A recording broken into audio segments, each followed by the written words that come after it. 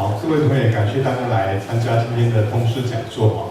那我们今天这场通识讲座，我们要先感谢台达电对我们的支持，我们那个张副执行长还有叶专员，我们先掌声感谢他们。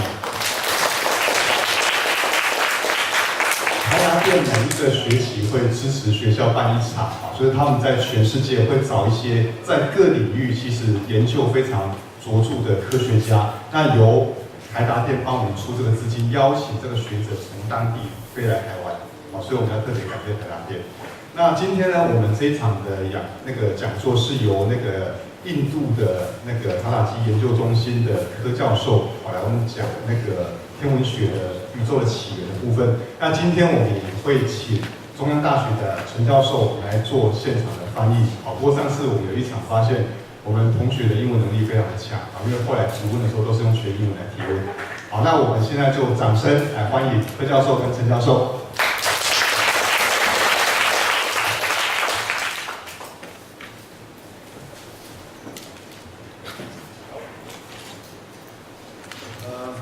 我不会翻译，因为大家都听得懂。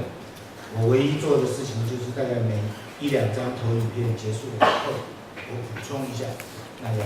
所以然后呢，大家有问题呢要随时提问，不要等到最后，随时可以提问。学校准备了一些奖品，所以提问的人呢，我们现在刚刚决定是当场给，不等到最后，因为奖品给完就没有了。所以so the way we decide to do is again maybe 1 or 2 slides or any case encourage them to ask the question on the spot. So 我再稍微补充一点点这个台达电跟中央大学天文所合办的这个年轻天文学者讲座，我们希望找全世界优秀的在45岁左右以下的天文学者呢，让他到台湾来跟我们的天文界互动，然后呢给演讲。一场是在中央大学给学术性的演讲，另外一场就是在台中一中给一个大众的讲座。过去这几届都办得非常的成功，而且在过去这几届办一场比一场精彩。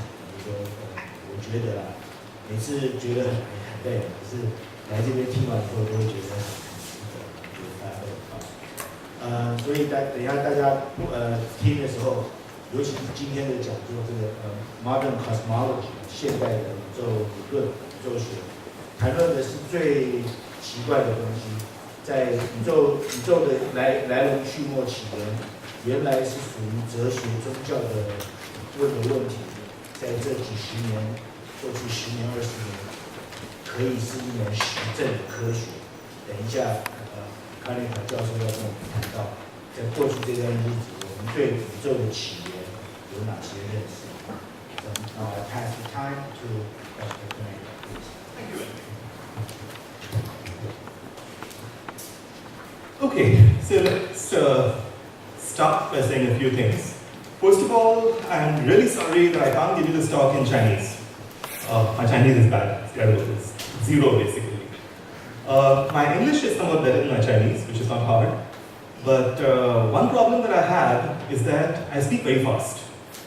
And I have been told this by people around the world, that I speak way too fast. So if you don't understand me, it's my fault. So please stop me if you think I'm going too fast. Please stop me. Put your hand up, take a pen, throw it at me, do something. Take it from there. The next thing is that I would love it if you ask questions. The more interaction, the better. And the school has very kindly provided a bunch of things up here. If you ask a question, you get one of these. I don't know what's inside, but I think it looks good. So, ask questions. Right, and so please interrupt me as much as possible. Stop me whenever you like. Feel free to interrupt, just stop. And don't worry, right? I mean, it would be nice if we have more discussion, more conversation, than if I just stand here and talk for 3 hours. It would be very boring if I do that. I mean, believe me, I know how boring I can be. Okay, so I'm going to tell you a little bit about modern cosmology, about our understanding of today's universe, of the universe today. And it's mostly work that's been done over the last 90 years or so. That's the modern in the title. Prior to about 90 years ago, we didn't know perhaps the most fundamental aspect of the universe. So let me ask you a question. Suppose you had to describe something about the universe to a friend or to your mother or somebody. What would you tell them about the universe? What is your picture of the universe?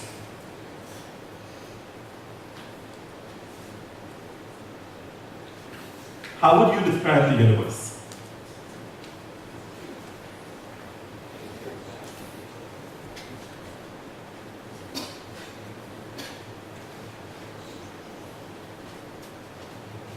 宇宙是什么？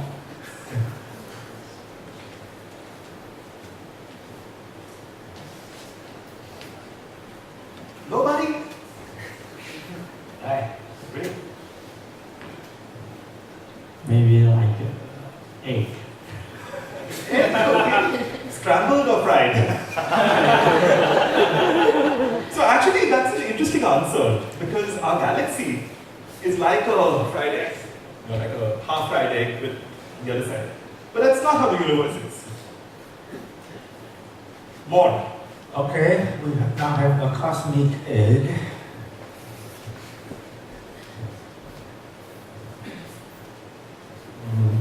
Maybe it looks like the neuron system of the brain, like the nerve like, connect with each other, and some they are like really dense, and some part they are really bigger.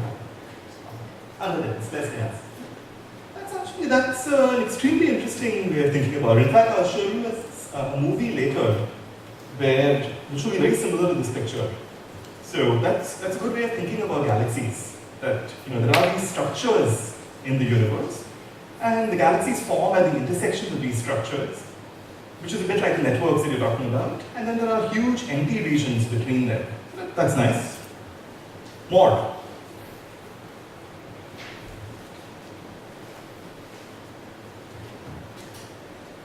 They get a gift if they ask questions. Right. They get a gift if they answer. Space and time. Yeah, just two of this. I think this is enough to describe the universe. That's an interesting one. Yeah, you're right. At some level, you need space and time and a theory. So space and time in modern usage is described by a metric. So a description of space and time quantifies the universe. So that's a good way of thinking about it. More. What does the universe contain? What's inside the universe?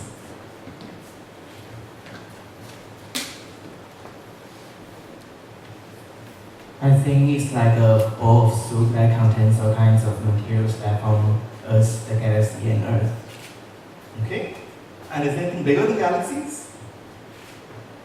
Is there anything bigger than a galaxy? Yes, it's like a big bowl of soup that contains all kinds of materials in it. Seems reasonable. That's somewhat true. I mean, you have structures at all scales. You have planets, you have stars, you have big star clusters, you have galaxies which are made up of billions of stars, and then you have galaxy clusters which are made up of hundreds of galaxies. That's an interesting way of thinking about it. So what does the universe contain in terms of particles? What does this room contain? If you were to describe this room to somebody, what does it contain?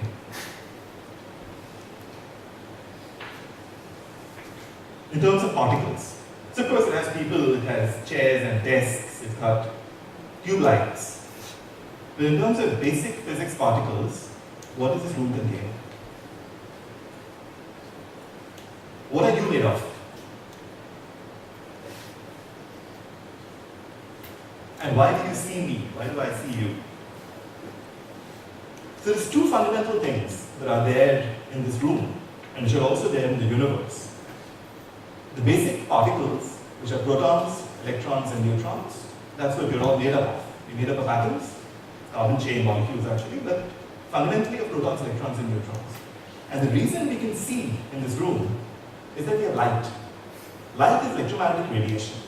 Right? So what we're seeing, the reason we can see is that our eyes are sensitive to what's called visual light, which goes from roughly blue to red. So you can see that I'm wearing a black shirt and dark blue jeans. This thing is green over here, and so on. All this, these are manifestations of electromagnetic radiation, but in the visual. And there are various other forms of electromagnetic radiation. Okay, so let's move on. We know that in this room we have protons, electrons, neutrons, which are called baryons. That's a general term for all of these. And then we have electromagnetic radiation. So of course the universe must contain protons, electrons, neutrons, baryons, and electromagnetic radiation. Anything else? Have you heard of anything else that the universe might have?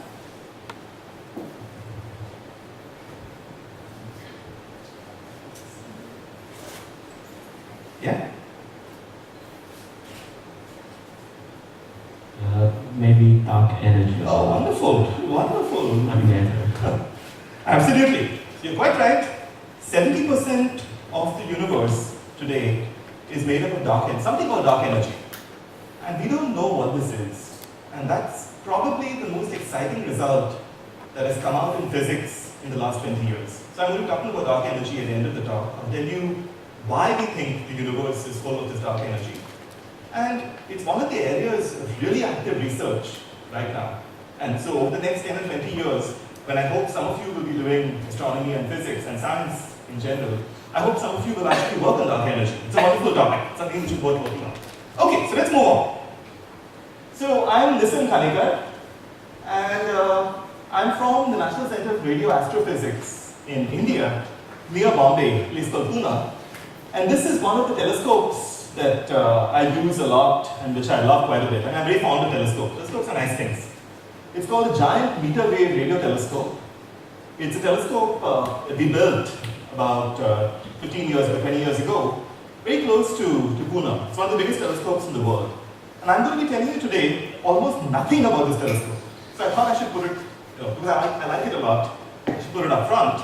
But I'm going to be telling you about results obtained in the last 20 to 90 years from telescopes similar to this. Huge optical telescopes, small telescopes in space, and radio telescopes like this one.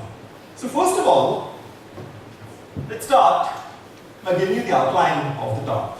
That's what I'm trying to do today, right? Stop me, please stop me. if any of this doesn't make sense.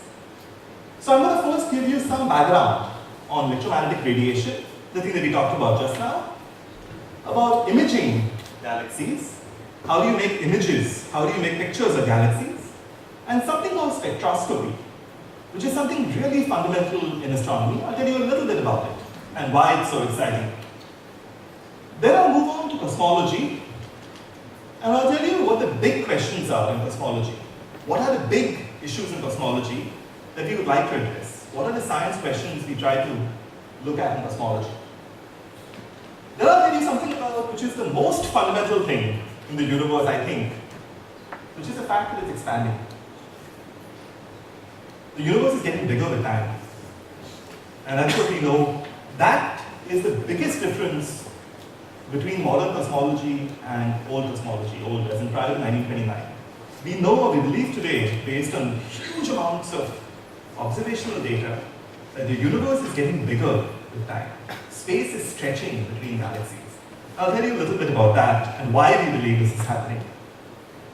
Then I'll move on to the Big Bang cosmology, which is the model that we have for today's universe, and which again is work done in the last 70 or 80 years. I'll give you a very brief history of the universe. I'll compress 13.7 billion years of time into about 2 minutes, which is, as you can imagine, hard to do. But, and you can stop me over there and, pick out 20 seconds of time corresponding to 1 billion years. I'll tell you what the biggest pieces of evidence are. I mean, the most fundamental things about a theory, about a model in science, is what predictions does it make. A theory should tell you that, look, I say that if you go and look over here, you will see this. And if you don't see this, then I'm wrong. That's a fundamental aspect of a theory. A theory should be able to make predictions. It should be able to make forecasts and say that, look, go look for this. If you don't find this, I'm wrong. If you find this, it's consistent with what I'm saying.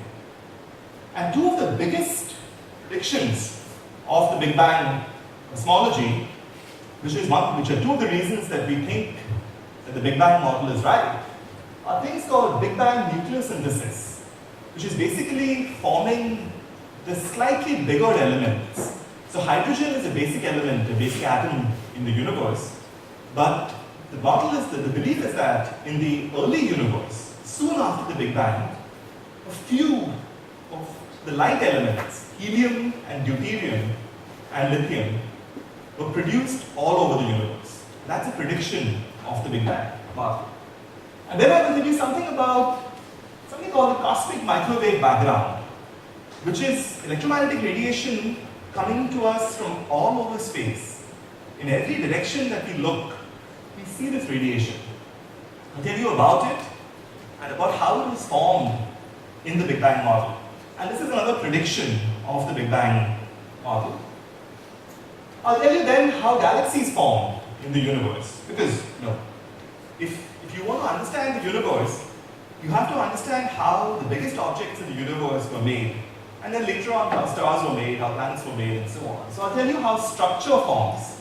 Structure is galaxies, clusters, and so on. And then I'll move on to two extremely exciting topics today. Remember I told you that we are made up of baryons, protons, electrons, neutrons. And then there is electromagnetic radiation, which we know exists in this room. So we know it exists in the universe. Today's cosmology, today's theoretical models, and the observational data are finding huge evidence for the presence of something called non-baryonic dark matter. When I use the word dark, I mean something you can't see. You can't actually observe this directly. But you see it or you detect it by its influences. And I'll tell you some of those influences. Why is it that we think that there is this funny thing called non-baryonic dark matter? And finally, I think which is the most exciting result in cosmology in the last maybe 30 years, in fact the most exciting result in physics, I'll tell you about dark energy, which we think dominates the universe today, and which has about 70% of the energy density. Right?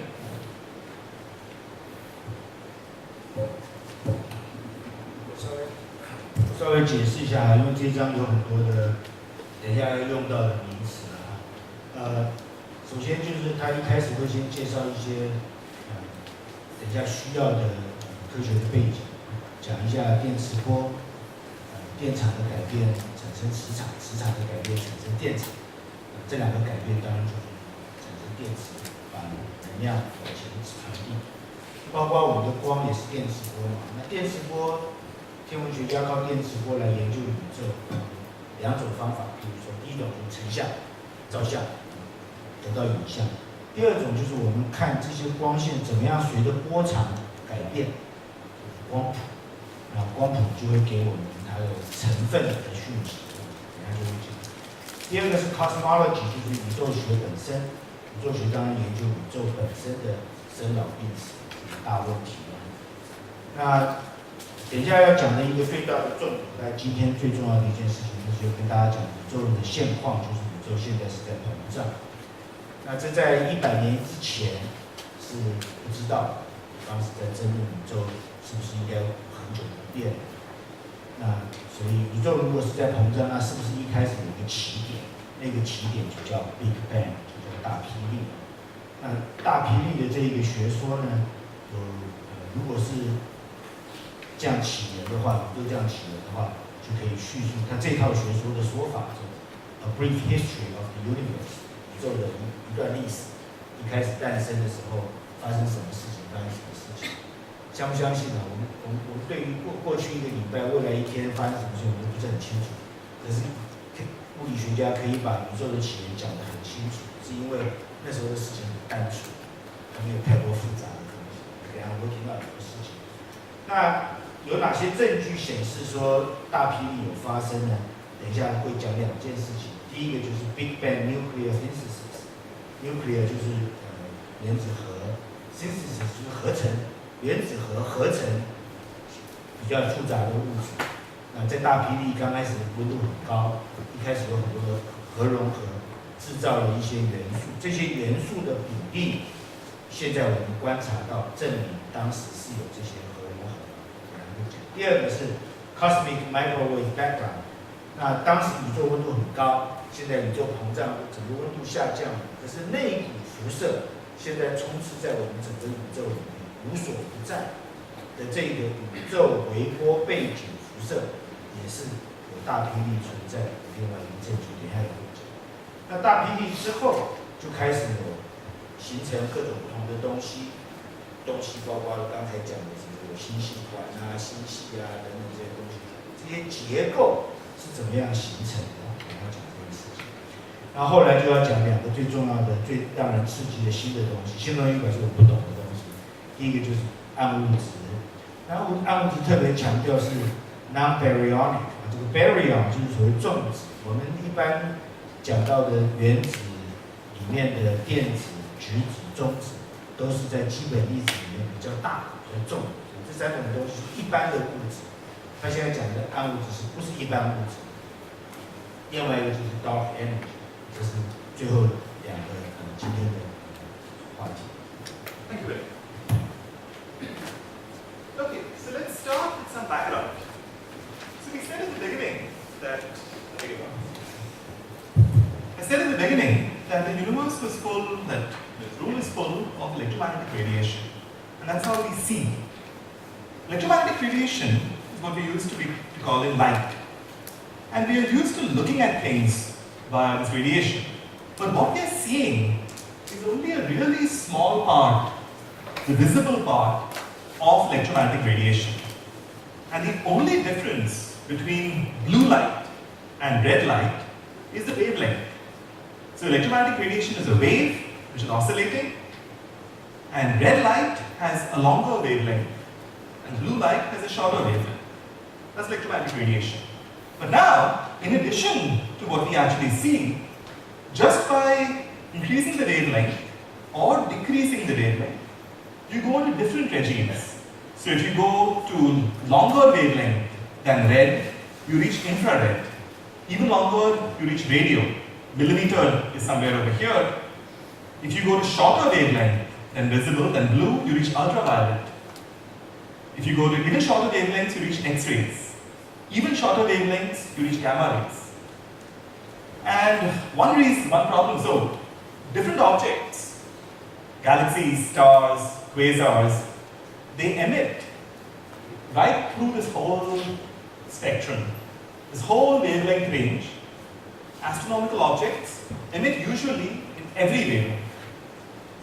And so if you really want to understand astronomical objects, you have to observe usually over this entire range of wavelengths. The more range you cover, the better it will be for you. You will learn more about them. And for some of these things, it's difficult because these regions, ultraviolet and X-rays and gamma rays, we live below an atmosphere. We have an atmosphere above us. And the atmosphere does not allow these rays to pass through. So you cannot build an ultraviolet telescope or an X-ray telescope on the ground. You can build a visible telescope or a radio telescope on the ground, but not an infrared or these things. For these things, you have to go to space.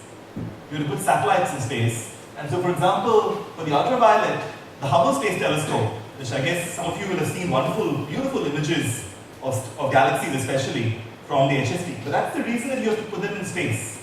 That if you want to make images in the ultraviolet or do spectroscopy, which you'll hear about in a minute in the ultraviolet, you have to put your telescopes above the atmosphere. And similarly in the X-ray, similarly in the infrared. In the radio and the visible are the only two places where you can observe from the ground. Right? So that's a big issue. You can see that most of this wavelength range, you have to put satellites. That's a problem. Fine, let's move on. So why do we care so much about these different electromagnetic views?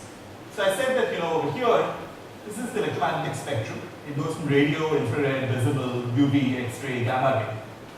So I've just shown you a picture of a galaxy in the optical, which is the visible range, that's called the optical, over here, and I've shown you the same galaxy in what's called the H1 thing, and I'll tell you what this is in a minute, but this, for right now, is a radio observation. So this observation was done at wavelengths or frequencies over here, and this observation was done at frequencies over here. And you can see that this galaxy, which is a simple normal galaxy like the Milky Way, it's got these beautiful spiral arms, looks completely different in the two. It's much bigger in the radio than in the optical. Much, much, much bigger. It's got a factor of 2 bigger. There are some galaxies which are a factor of 10 bigger in the radio than in the optical. There are some galaxies which you don't even see in the optical at all. You see in the far infrared. And so depending on your observing techniques, you will actually pick out different objects which are bright at some wavelength and faint in some other wavelength. So multi-wavelength studies, observations at different wavelengths, are critical to understanding physics, to understanding what is happening in these galaxies. And even more important, the emission, which is the light coming out from these objects, can often be only detected on a very small range of frequencies. So some objects only emit in this range, and they have very little emission in this range. So for example, objects like pulsars emit very strongly in this frequency range, and a little bit at this frequency range, and almost nothing in the other frequencies. So if you want to study pulsars, for example, you have to be observing over here. So this emphasizes multi-wavelength observations. What next? I said that you should observe in different wavelengths, but there's something equally important. There's what is called broadband observations and narrow band observations. What this means is that, do you observe, is your radiation coming out continuously at all wavelengths over here?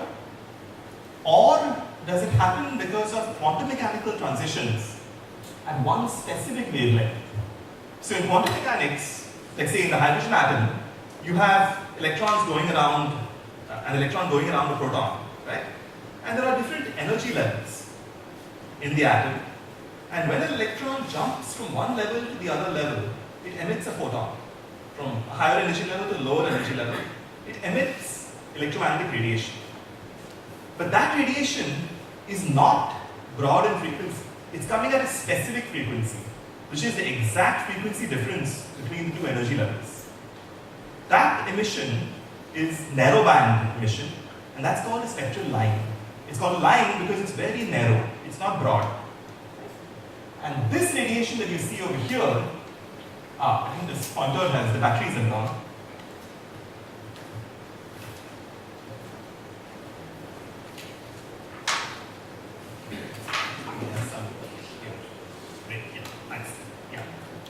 So this radiation over here is a spectral line.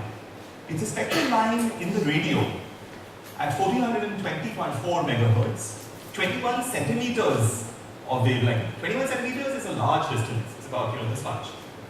So this radiation is coming at a very narrow frequency, 21 centimeters, and it's different from that radiation. That radiation is coming over the entire range of optical wavelengths, and that emission is coming from stars in that galaxy. This radiation is coming from gas. It's coming from hydrogen in this galaxy. So what this is telling you is that by observing the different techniques, you can probe different kinds of material in galaxies and in the universe in general. And spectral lines are really important because spectral lines come at a precise wavelength, at an exact wavelength, and you know the wavelength in the lab. So you know exactly where that wavelength should be, right? The physics is the same. The H1, this transition, we can measure accurately in the lab. So I know exactly what that wavelength is, right? So now having said that, thank you very much. Yeah. Thanks. Great. So remember what I said. The spectral lines are coming from these quantum transitions in atoms or molecules, and that gives you emission or absorption at very narrow frequencies, precisely at one frequency. And that means that you know exactly what the frequency is. And we'll come to that in a minute. 这边他就是在强调说有在不同的波段去看同一个天体，就会看到不一样的情形。比如你看左边这张照片，这两个是同一个天体，左边是可见光的照片，右边是在这个电波波段、无线电波波段拍到的清晰，长相就完全不一样。我想这边要稍微解释一下，因为我想很多人对这个所谓的谱线和光谱是有一个疑虑的。我们每一个人的长相拍照就有一张照片，可是我们如果去拍一张 X 光的照片 ，X 光的那个照片跟我们就长得就很不一样。我们每一个人在可见光跟在 X 光也长得不一样。然后呢，我们如果拿起手机来我们去收到我们手机的讯号，跟我们电视收到的讯号是完全不同的波段，对吧？我们电视收不到手机的讯号，可是我们电视，如果你要看到某一台的话，你一定要去调到某一个电台才能收到。那个电台就是一个很窄很窄的波段，那是因为那个电台只在那个波段放讯号，我们一定要调到那个波段才能收到。那在原子的结构里面呢，原子核外面绕着这个电子，电子不能随便绕，它不像地球绕着太阳，可以在不同的距离。这个电子它有一定的波长绕的，所以这个电子只能在这个轨道，要不然就在这个轨道，有点像我们不是在1楼，就是在2楼，在3楼，就有一定的楼层。那在不同的楼层跳跃它就吸收到特定的能量的那个光，所以就有所谓的光谱线。所以后面的光线进来，我把球踢到从2楼要踢到3楼，我就吸收掉固定的能量，少掉固定的能量，就固定的能量的光呢被吸收掉。所以特定的原子或分子，它就一定有特定的光谱线。这就是为什么我们用去检查有毒的物质去检查特定的物质，我们就把光去照完以后，看它发出什么光谱，我们就知道它是什么样的成分。所所以我们利用这个 spectral lines 光谱的谱线，我们就可以去看特定的原子分子它的成分以及它运动的情形。Thank you. Okay, so we said that spectral lines come at a specific wavelength, right? So now, that galaxy, this galaxy over here, is emitting, let's say, at one wavelength in this transition. So what happens if the galaxy moves away from you? What will happen to that spectral line?